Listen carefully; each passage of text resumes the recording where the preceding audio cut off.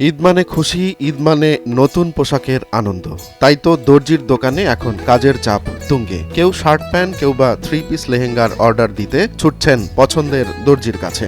আলহামদুলিল্লাহ আমাদের ভালো কাজ হয়েছে। পাঞ্জাবির কাজ তো চাহিদা অনুযায়ী আমাদের কাজ হয়, যদিও অনেক মানুষ এখন রেডিমেড অভ্যস্ত, তারপরও রেডিমেডে মাপ ঠিক হয় না, ডিজাইন পাওয়া যায় না, যার কারণে আমরা সেলাইয়ের কাছে আসে, সেলাই দিলে মাপটা ঠিকভাবে হয়, যে কোনো ডিজাইনের কাজ করানো হয়।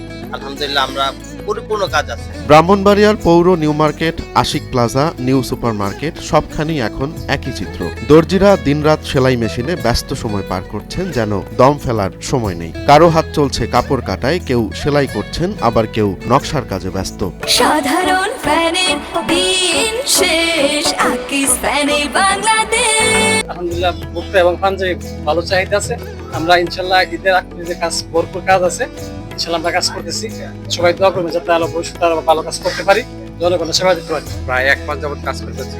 রাত পর্যন্ত কাজ প্রতিদিন থাকে, কাস্টমারে শেষ করে বাড়িতে যাব। দর্জিরা বলছেন এখন আর নতুন অর্ডার নেয়ার সময় নেই। প্রতিদিন একজন কারিগর তৈরি করছেন 8-10টি পোশাক। ঈদের আগে সবার অর্ডার শেষ করাই এখন যেন তাদের কাছে সবচেয়ে বড় চ্যালেঞ্জ। মানুষ কাপড় বানায় মূলত আমরা কাপড়টা লাস্টিং করে, সেলাই ভালো মজবুত হয়, যার কারণে মানুষ ফিটিং হয়, এই জন্য মানুষ অর্ডার করে আর কি। এই দুবলতে আমাদের ব্যবসা মোটামুটি ভালো হচ্ছে।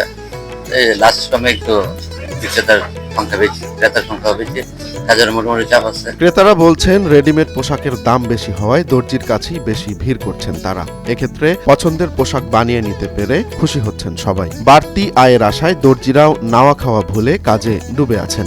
না, মার্কেটে যে পরিমাণ যেরকম কাপড় যে মূল দাম, এখানে আরো কম দাম। তো উনি টেলার হিসেবে অত্যন্ত ভালো, তো ওনার ব্যবহার অনেক ভালো, কাপড়ের সেলাইগুলো অনেক ভালো। বছর জুড়ে দর্জিদের অপেক্ষা এই ঈদ মৌসুমের জন্য। কাজের চাপ যতই থাকুক, সবার মুখে হাসি ফোটানোর আনন্দই তাদের সব পরিশ্রমের প্রাপ্তি। কাজের চাপ থাকে, ঈদের আগে যে নিয়ে থাকে না, তার জন্য কাজের চাপ থাকে। আমি তো এত চাপ আপনার থাকে না। রোমান্স তালুকদার, নয়া দিগন্ত।